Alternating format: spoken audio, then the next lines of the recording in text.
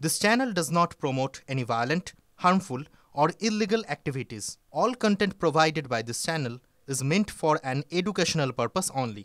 ঠিক 7 দিন আগে আহমেদাবাদ থেকে লন্ডন যাওয়ার পথে ভেঙে পড়ে এয়ার ইন্ডিয়ার বিমান। যেভাবে 241 জন যাত্রীর মৃত্যু হয়েছে তা দেখে শিউরে উঠেছে গোটা দেশ। দুর্ঘটনার কারণ এখনো স্পষ্ট নয়, তবে এই ঘটনার পর থেকে গত এক সপ্তাহে যান্ত্রিক ত্রুটির কারণে একাধিক বিমান বাতিল করা হয়েছে। বুধবারই ফের একবার বড়সড় বিপদ এড়ালো কলকাতাগামী একটি বিমান। এদিন বিকেল 4:20 ভুবনেশ্বর থেকে কলকাতার উদ্দেশ্যে রওনা হওয়ার কথা ছিল ইন্ডিগো বিমানের।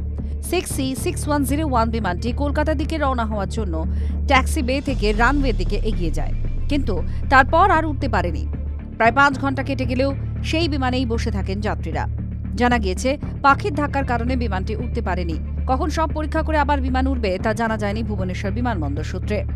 মঙ্গলবার রাতেই সান ফ্রান্সিসকো থেকে মুম্বাইগামী একটি এয়ার ইন্ডিয়ার বিমান যান্ত্রিক ত্রুটির জন্য বাতিল হয়ে যায়। কলকাতা বিমানবন্দরে অবতরণ করার পরেও বিমানেই 5 ঘন্টা বসেছিলেন যাত্রীরা। ত্রুটি মেরামত না হওয়ার পরে যাত্রীদের নামিয়ে হোটেলে থাকার ব্যবস্থা করা হয়। বুধবার পর্যন্ত বিমান ঠিক না হওয়ায় অন্য বিমানে যাত্রীদের মুম্বাই যাওয়ার ব্যবস্থা করা হয়। TV9 Bangla digital.